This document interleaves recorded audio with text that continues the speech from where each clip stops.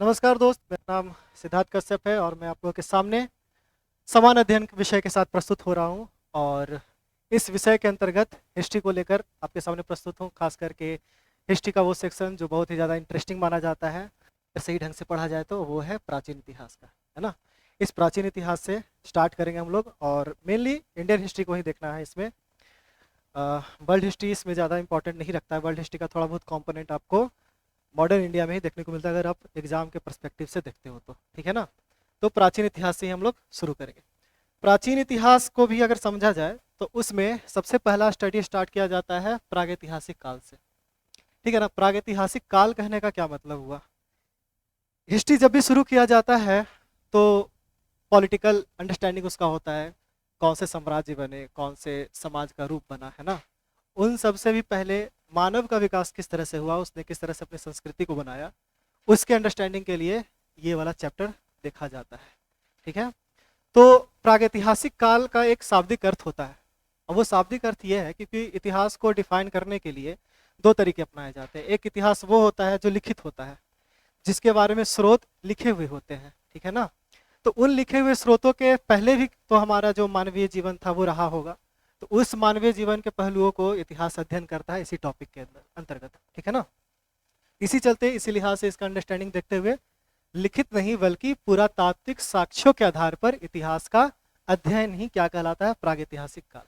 ये एक common understanding बन जाना चाहिए, यानी कि जो भी साक्ष्य मिलते होंगे, जैसे इस टॉपिक को पढ़ने के लिए साक्ष्य के तौर पर क्या क्या लिया जा सकता है, जैसे पाषाण यानी पत्थर के औजार, ठीक है ना। पत्थर के औजार लिए जा सकते हैं, कृषि के कुछ साक्ष्य लिए जा सकते हैं, कहाँ पर बस्ती मानव लोगों की बस्ती है उन लोगों के साक्ष्य के आधार पर लिए जा सकते हैं, कुछ अगर कपड़े मिल गए हो तो वो साक्ष्य हो सकते हैं, ठीक है। बीच में एक संक्रमण काल भी आता है और वो है हड़प्पा सभ्यता, जिसमें पुरातात्विक साक्ष्य भी है और लिखित साक्ष्य भी है, लेकिन लिखित पढ़ा नहीं गया है वहाँ हड़प्पा में, चलते उसको आद्य ऐतिहासिक कहा गया। आद्य ऐतिहासिक, फिर ऐतिहासिक यानी जो लिखा हुआ है, और जिसके बारे में लिखा नहीं गया है, सिर्फ उसके कुछ कुछ साक्ष्य मिलते हैं, उसी के आधार पर अपना हिस्ट्री का एक ऑब्जेक्टिव डिटर्मिनेशन बना पाते हैं, उसी को कहा जाता है प्रागैतिहासिक काल, ठीक है। तो ये काल जो है, इसके बारे में सबसे पहले खोज किसने की? तो आप लोग को पता होगा, अगर थोड़ा बहुत हिस्ट्री को जानते होंगे, तो मोहनजोदाड़ो के सभ्यता का पता लोगों ने लगाया, बहुत सारे वैज्ञानिकों ने, ठीक है। उसी तरह से प्रागैतिहासिक काल का भी पता किसने लगाया था? तो प्रागैतिहासिक काल का पता सबसे पहले यहाँ पर देखा जाए तो दो अंडरस्टैंडिंग यहाँ पर रखना है। पहला ये है कि एक हमको पता चला, उसके कुछ औजार मिले प्रागैतिहासिक काल के, लेकिन हम उसके बारे में एक ठोस राय नहीं बना पाए। तो उस ठोस राय को नहीं बना पाए, लेकिन उसके बारे में साक्ष्य का उद्घाटन हो चुका है। तो उस तरह का विचारधारा, उस तरह के विचार से कौन आ रहे थे? तो डॉक्टर प्राइम रोज, 1842 की ये बात है, ठीक है ना। तो इसका एक क्वेश्चन ये बन सकता है कि भारतीय प्रागैतिहासिक स्रोतों के उद्घाटन का प्रथम प्रयास कौन कर रहे हैं? तो डॉक्टर प्राइमरोज कर रहे हैं। लेकिन सबसे ज्यादा इंपॉर्टेंट, इस पूरे स्लाइड का सबसे इंपॉर्टेंट ये है रॉबर्ट ब्रूस फुट का नाम, ठीक है। ये क्या है? भारतीय प्रागैतिहासिक क्षेत्र का खोज। ये ऑब्जेक्टिव में डायरेक्ट क्वेश्चन भी आता है कि कौन कर रहे हैं, तो रॉबर्ट माफ करना दोस्तों, रॉबर्ट ब्रूस फुट, ठीक है ना। किस जगह पे कर रहे हैं, किस जगह से ये सब सारी शुरुआत हो रही है? वो हो रही है पलवरम, चेन्नई से। कब हो रही है? 1863 में। यहाँ से 4 पॉइंट आपको, 4 ऑब्जेक्टिव के पॉइंट देखने को मिल सकता है। कौन व्यक्ति शुरू कर रहे हैं? Robert Bruce foot. कब कर रहे हैं? 1863। ये उतना इंपॉर्टेंट नहीं है, लेकिन ये जगह इंपॉर्टेंट है, पलवरम और चेन्नई, ठीक है।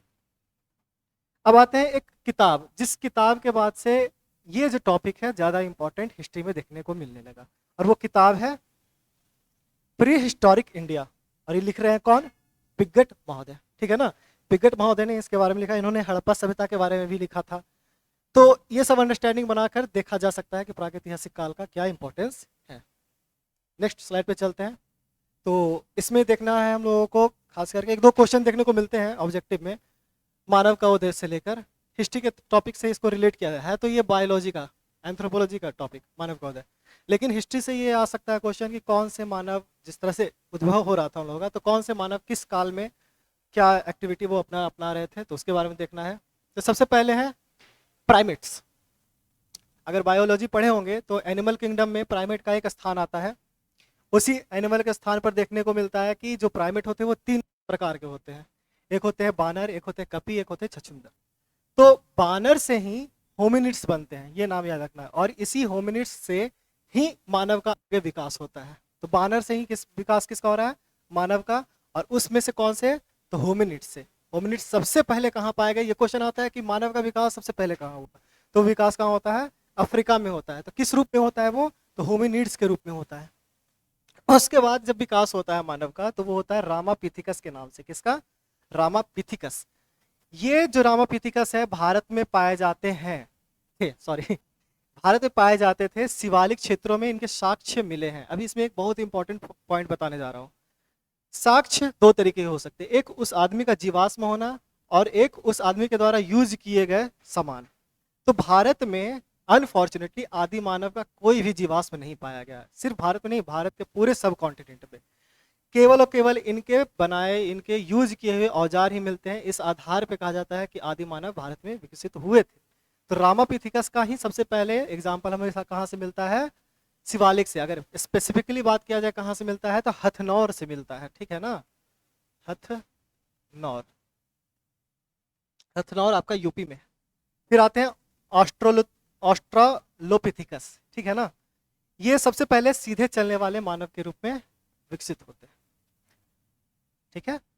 फिर इसके बाद आते हैं होमो इरेक्टस। इसको बोलते हैं जावा मानव, यानी इंडोनेशिया के क्षेत्र में ये सबसे पहले इनका साक्ष्य मिला था। तो इन्हें बोला जाता है जावा मानव। इनको पिथिकैंथ्रोपस इरेक्टस भी बोला जाता है। अब ये क्यों इतना पढ़ा रहे हैं हम? बस इसलिए बता रहे हैं क्योंकि यहाँ पर क्वेश्चन आते हैं कि कौन से मानव द्विपद बोले गए हैं या उन्हें माने जाते हैं। तो पिथिकैंथ्रोपस इरेक्टस भी हो सकते हैं, नहीं तो आप होमो इरेक्टस भी बोल सकते हैं इसमें, ठीक है ना? अब हिस्ट्री के लिहाज से ये नाम क्यों इंपॉर्टेंट है? वो इसलिए है क्योंकि यहीं पर सबसे पहले आग का खोज इन्हीं के द्वारा किया जाता है, ठीक है। और ये सबसे पहले प्राचीनतम द्विपद, यानी दोनों पैर पर खड़े होकर चलने वाले। पहले तो जानवर थे तो चारों अंगों का यूज होता था, लेकिन यहाँ पर द्विपद यानी दो पैरों से चलने वाले। अब आते हैं पिकिंग मानव। ये थोड़े सब हेडिंग है। पिकिंग मानव ये चाइना में पाए जाने वाले थे, तो ये एक संक्रमण काल में है। फिर बहुत इंपॉर्टेंट है नियंडरथल। आप लोग को दिख रहा होगा नियंडरथल, ये नाम याद रख। देखो नियंडरथल जो है ना, वो जर्मनी के एक नदी का नाम है। तो उस नदी के नाम पर नियंडरथल रख दिया गया, उस मानव का नाम, जर्मनी के नियंडर घाटी के नाम पर। और ये जो मानव हैं वो पूरे के पूरे मध्य पुरापाषाण का प्रतिनिधित्व करते हैं, ठीक है ना? जब अभी पढ़ाएंगे हम कि कौन से काल का विभाजन किस तरह से हुआ है, तो उस काल में सबसे मेन भूमिका कौन निभाते हैं? तो नियंडरथल निभाते हैं, और ये इस काल का प्रतिनिधित्व करते हैं। फिर आते हैं होमो सेपियंस सेपियंस, यानी जो आधुनिक मानव जो हम लोग हैं, उनका जो कैसे विकास होता है? तो उनका विकास होता है उच्च पूरा पाषाण। जो पाषाण काल का जब वर्गीकरण अभी नेक्स्ट स्लाइड में करेंगे उससे पता चलेगा आप लोगों को। तो दो यहाँ से पॉइंट याद रखना है। नियंडरथल कहाँ किसका प्रतिनिधित्व कर रहे हैं? मध्य पाषाण का, मध्य पूरा पाषाण का। पूरा याद रखना है, मध्य पाषाण भी क्वेश्चन में आएगा और मध्य पूरा पाषाण भी आएगा, तो कंफ्यूजन नहीं करना है। यहाँ पे मध्य पूरा पाषाण, ये उच्च पूरा पाषाण कौन कर रहे हैं? तो होमो सेपियंस सेपियंस, ठीक है ना? अब इसके बाद सबसे पहले प्रारंभिक पूर्ण मनुष्य बनते हैं कौन? तो क्रो मैग्नन। कौन बनते हैं? तो क्रो मैग्नन। ये होमो सेपियंस के ही उपजाति है। इसके तीन उपजाति है, ठीक है ना? उसमें से एक उपजाति जो कौन है? वो है क्रो मैग्नन। इसी से ही आज के मनुष्यों का एक विकास हुआ है। अब इतना तो पढ़ लिया। अब इसमें ये देखना है कि कौन से इंपॉर्टेंट चीज है भारत के लिए। तो भारत के इतिहास में शिवालिक में रामापिथिकस के साक्ष्य मिले हैं, परंतु पूरे उप महाद्वीप में कहीं भी जीवाश्म की प्राप्ति नहीं हुई। अब ये स्लाइड में जो हमारे क्वेश्चन के लिए इंपॉर्टेंट वो देख लेते हैं। यहाँ पर होमिनिड सबसे पहले कहाँ पाए गए? अफ्रीका में पाए गए। रामापिथिकस जो है इंडिया में पाए जाते हैं। कहाँ पाए जाते हैं? शिवालिक में पाए जाते हैं। फिर यहाँ पर नियंडरथल सीधे इंपॉर्टेंट हो जाता है, वो इसलिए क्योंकि ये पूरा मध्य पूरा पाषाण काल के लिए प्रतिनिधित्व करते हैं। और फिर कौन से आते हैं? होमो सेपियंस का क्रो मैग्नन, जो पूर्ण मानव के रूप में विकसित होता है। और होमो सेपियंस का विकास कब होता है? उच्च पूरा पाषाण काल में। तो ये रिपीट भी हो गया, रिवीजन भी हो गया, तो इसको देख लेना है। नेक्स्ट स्लाइड पे चलते हैं। अब पाषाण काल की अवस्थाएं देख लेती है। ये बेसिक चीज़ है, लेकिन यहाँ से भी क्वेश्चन आएंगे। ऐसा नहीं है कि ये जो स्लाइड है सिर्फ आपके अंडरस्टैंडिंग के लिए, यहाँ से क्वेश्चन भी आ सकते हैं। बताते हैं क्या है। पाषाण काल को हम लोग तीन भागों में बांटते हैं। जिस तरह से हिस्ट्री को तीन भागों में बांटते हैं, मॉडर्न, मिडेवल एंड एंशिएंट, वैसे ही पाषाण काल को तीन भागों में बांटते हैं। एक को बोला जाता है पूरा पाषाण, ये पुराना पाषाण काल। देखो पाषाण काल का कहने का मतलब वो काल जहाँ पे पत्थर का यूज किया जा रहा है मानवों द्वारा। तो जो चीज का यूज किया जा रहा है उस आधार पर उस काल का निर्धारण कर दिया गया, ठीक है। तो उस पत्थर को यूज करने के भी तरीके अलग अलग थे हर एज में, हर युग में। सबसे पहला युग था जो बहुत पुराना, जिसको पूरा पाषाण कहते हैं। ये कब से कब था? तो 25 लाख ईस्वी पूर्व से 10,000 ईस्वी पूर्व के बाद के। फिर है मध्यकाल, बीच का काल, ये 8,000 ईस्वी पूर्व से लेकर 4,000 ईस्वी पूर्व तक की बात करते हैं। और फिर लास्ट है नवपाषाण काल, ये 9,000 से लेकर 1,000 ईस्वी पूर्व के तरफ बात करता है। इसमें क्वेश्चन के लिहाज से क्या इंपॉर्टेंट है? इंपॉर्टेंट है डेट। क्वेश्चन आएगा कि कौन सा काल सबसे कम समय के लिए था, वो कौन सा होगा आंसर इसका? मध्यपाषाण। अब यहाँ पर कुछ कंफ्यूजन जैसा दिख रहा होगा डेट में, 9,000 और 8,000, ये क्या सीन है? ये इसलिए है क्योंकि इंडिया का यहाँ बात हो रहा है और इंडिया में ये दोनों काल समानांतर चल रहे हैं, दोनों साथ में चल रहे थे। अब ये दोनों साथ में चलने का क्या कंफ्यूजन है, जब हम ये दोनों टॉपिक को पढ़ेंगे तब अभी क्लियर हो जाएगा।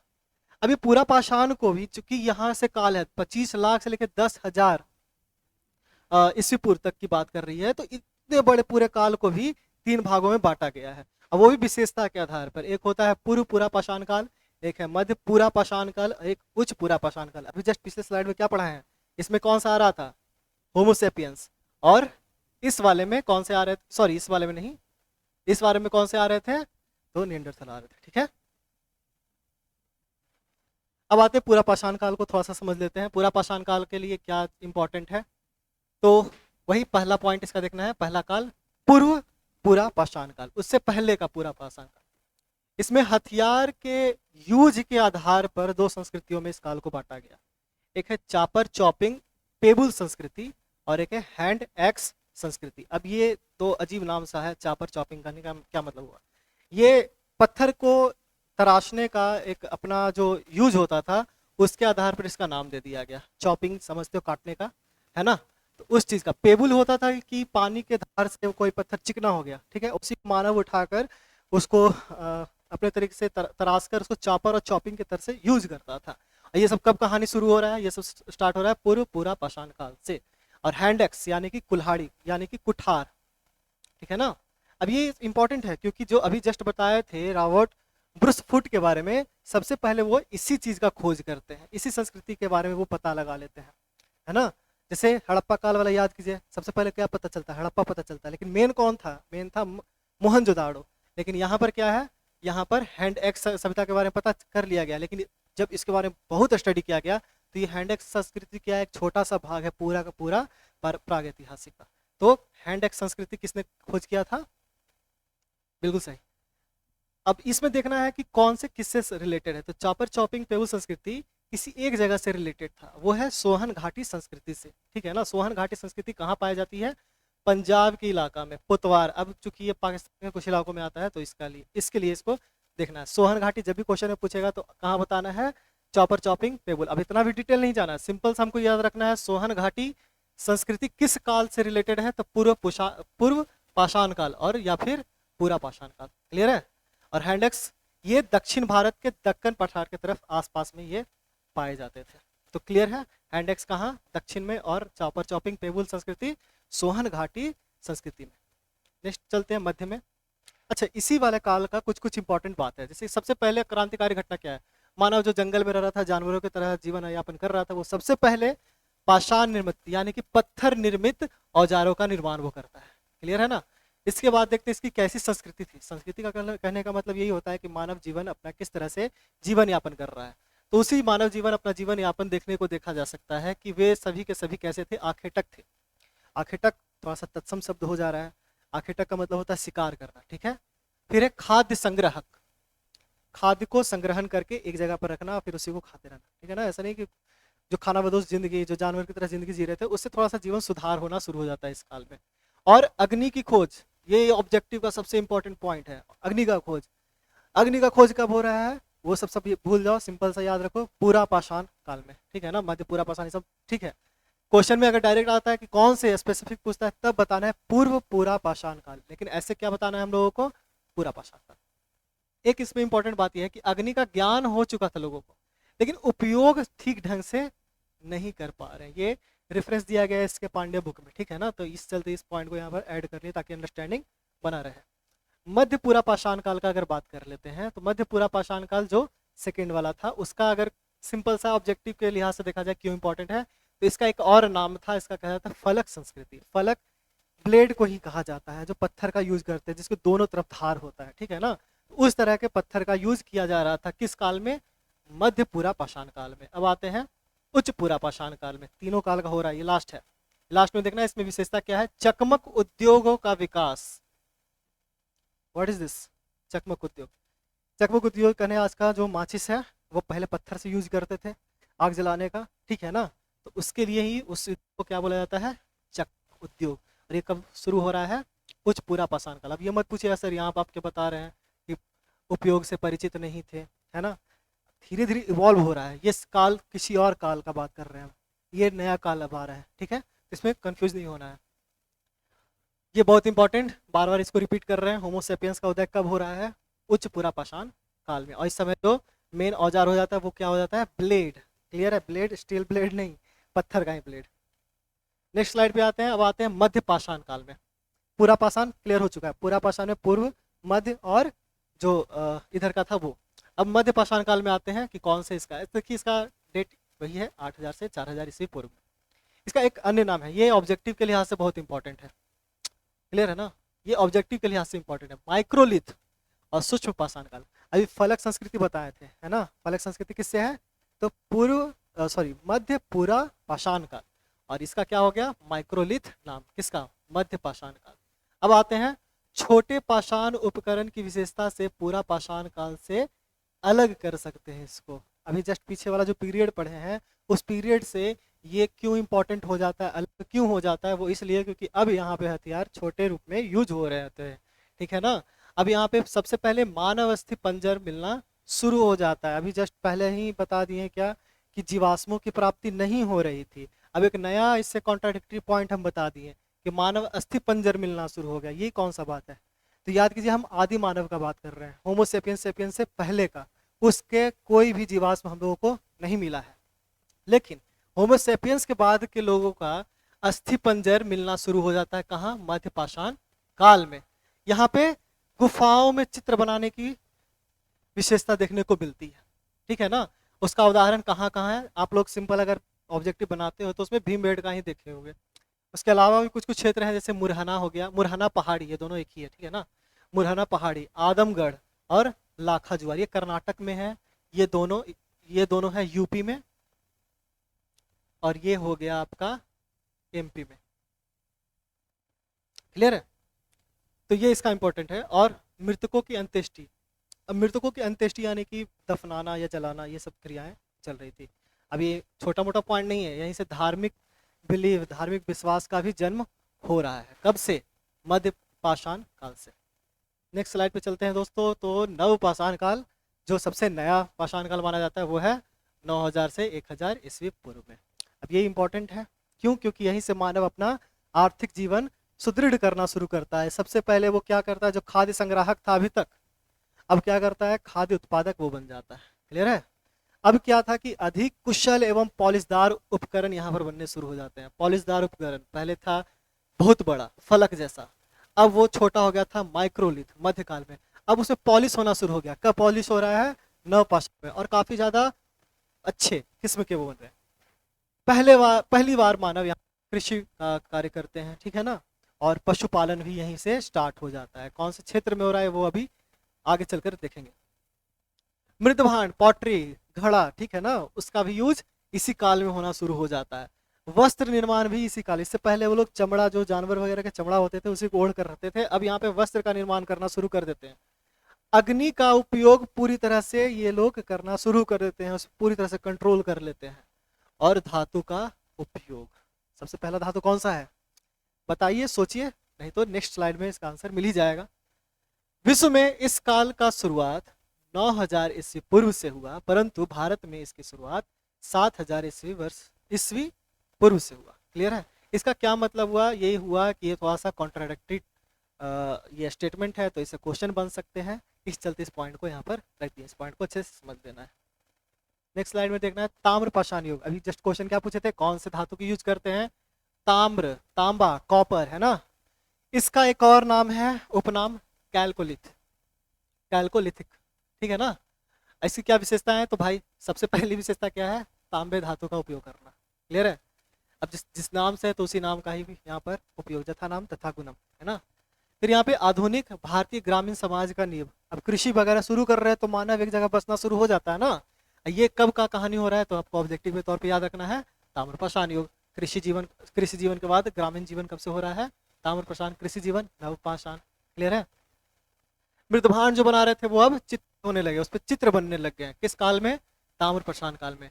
और गैरिक मृदभांड गैरिक मृदभांड का गेरुए रंग के मृदभांड, और उसमें क्या करते थे तो ये सभी मानव उसमें तांबे की चीजों को जमा करते थे। इस चलते इसको कहा जाता है ताम्र निधि कहा जाता था उस समय।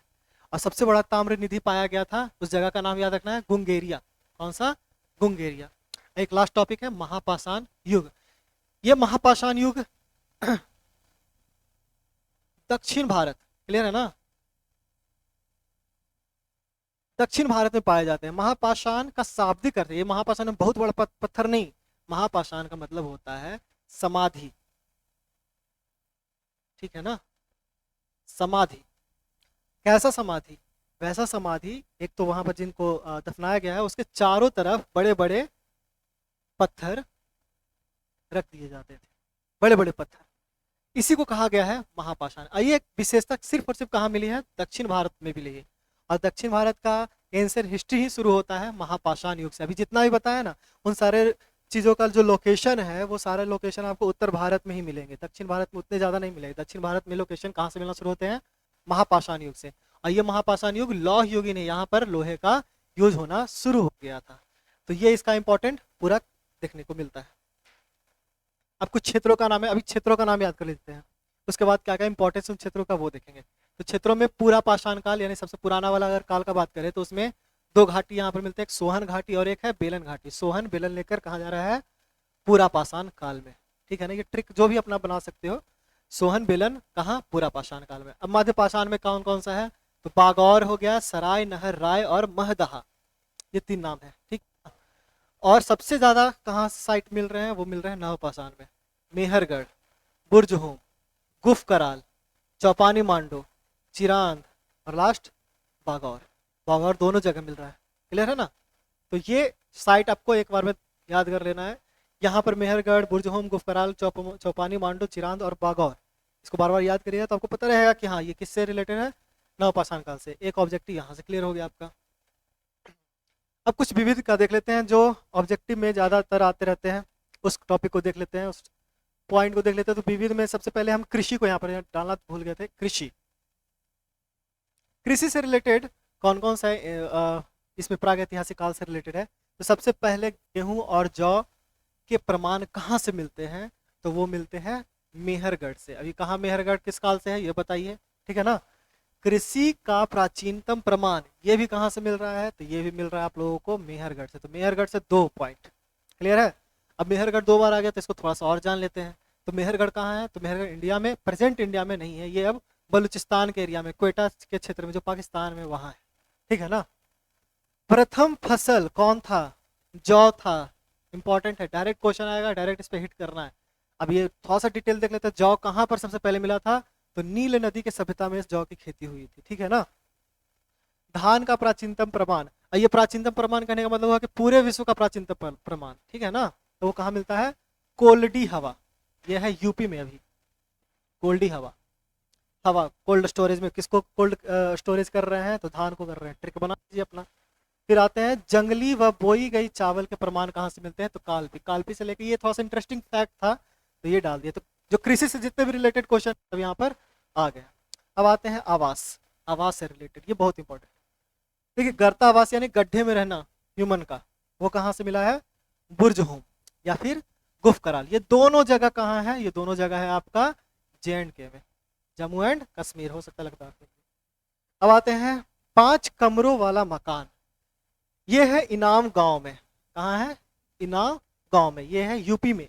5 कमरों वाला मकान, अब मकान ही बन रहा है भाई प्रागैतिहासिक काल में, ठीक है ना। लोग बस्ती में भी नहीं रह रहे हैं, लोग ऐसे वैसे नहीं रह रहे हैं, वो मकान में भी रह रहे हैं। कहाँ में रह रहे हैं, तो इनाम लेकर, कहाँ, इनाम गांव में, यूपी, क्लियर है। शवाधान के साथ कुत्ते को दफनाना, बहुत बार रिपीटेड क्वेश्चन है प्रीवियस ईयर में, ठीक है ना। वो कहाँ है, बुर्जहोम में। बुर्जहोम से रिलेटेड 2 क्वेश्चन आ गया। गर्तावास सबों के साथ, मतलब कि अगर आदमी को दफनाया जा रहा है तो उसके साथ उनके कुत्ते को भी दफनाया जा रहा है। ये कहाँ चल रहा है कहानी? बुर्ज होम में। राख के टीले, ये थोड़ा सा इंटरेस्टिंग क्वेश्चन है। आपको लूसेंट वगैरह में भी दिख जाएगा, आपको और भी ज़्यादा जो भी हम कॉम्पिटिटिव प्रीवियस ईयर में देखोगे तो ये टॉपिक आता है राख के टीले का मतलब क्या होता है और ये पाया कहाँ जाता है। तो राख का टीला अगर दे दिया गया तो सबसे पहले दिमाग में काम ही नहीं करेगा भाई। प्रागैतिहासिक काल से है, कौन यहाँ पर लगा सकता है दिमाग? तो ये किससे रिलेटेड है? प्रागैतिहासिक काल से राख का टीला। और किस क्षेत्र से है? दक्कन। अब बताइए दक्कन कहाँ है? दक्कन भारत के दक्षिणी इलाके में पाया जाने वाला एक पठारी इलाका है। तो उस इलाके में राख के टीले पाए जाते थे। और राख के टीले का यह मतलब नहीं पर राख, मेन उसका मतलब था मवेशी रखने वाले की बस्ती। ठीक है ना? जो भी मवेशी रखने वाले होते हैं, पालने वाले होते हैं, उनके बस्ती को क्या बोलते थे? राख का टीला। अब लास्ट कौन सा बच रहा है टॉपिक? मृद भांड का विकास किस साल का? तो मृद भांड का विकास विकास कैसे हो रहा है? तो मृद भांड सबसे पहले किस तरह के बनते हैं? गैरिक, फिर बनते हैं काले व लाल, फिर बनते हैं चित्रित धूसर, और फिर बनते हैं उत्तरी काले पॉलिश मृद भांड। अच्छा, ये कुछ है ऐसा, तो ये क्वेश्चन आ सकता है अरेंज करने के लिए। ये ट्रिक क्या है इसमें? आपको विकास का देखिए, पहले क्या था? जो लाल रंग के होते थे, गेरुए रंग के होते थे, पहले वैसा बना पॉटरी। ठीक है ना? फिर उसमें काले और लाल रंग के पेंटिंग हुआ, कुछ चित्र वगैरह नहीं बन रहा है, सिर्फ काले और लाल रंग के पट्टी दिया गया। जैसे ये पॉटरी है,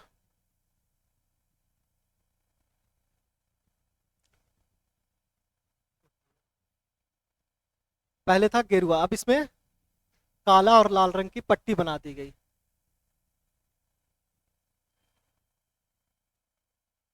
ठीक है ना? अब इस पे चित्रकारी कर दी गई, कुछ भी चित्रकारी, है ना? अब उसमें पॉलिश लगा दिया गया। तो ये क्या है? सीरियल वाइज समझना है इस चीज को। ठीक है ना? ये क्वेश्चन में आया हुआ है प्रीवियस में, तो इसको यहाँ पर डाल दिया मैंने। तो मेनली यही सब सारा टॉपिक था प्रागैतिहासिक में, जो इंपॉर्टेंट है समझने के लिए, जानने के लिए। अब इससे क्वेश्चन भी बहुत सारे आते हैं, जो अगर मान लीजिए एग्जाम में इससे रिलेटेड क्वेश्चन आ जाए और थोड़ा सा डिटेलिंग में आ जाए तो बच्चे क्या बोलते हैं? बहुत हार्ड क्वेश्चन हो गया है ना, बहुत मॉडरेट टू हाई चला गया है क्वेश्चन। तो उस चक्कर में नहीं पढ़ना है, इस टॉपिक को अच्छे से समझना है। इस टॉपिक को समझने के बाद अभी नेक्स्ट क्लास में इसका ऑब्जेक्टिव करवा देंगे। ऑब्जेक्टिव करवा देंगे, ये दोनों अगर वीडियो साथ में देखोगे तो आपका ये चैप्टर ऑलमोस्ट कंप्लीट हो जाएगा। और इस कंप्लीट के बाद आप इस टॉपिक से काफ़ी कॉन्फिडेंट रहेंगे किसी भी तरह का क्वेश्चन को करने के लिए। तो ये रहा मेरा आज का क्लास। अब बताएं कमेंट में किस तरह का मेरा क्लास रहा, और डू सपोर्ट। Thank you.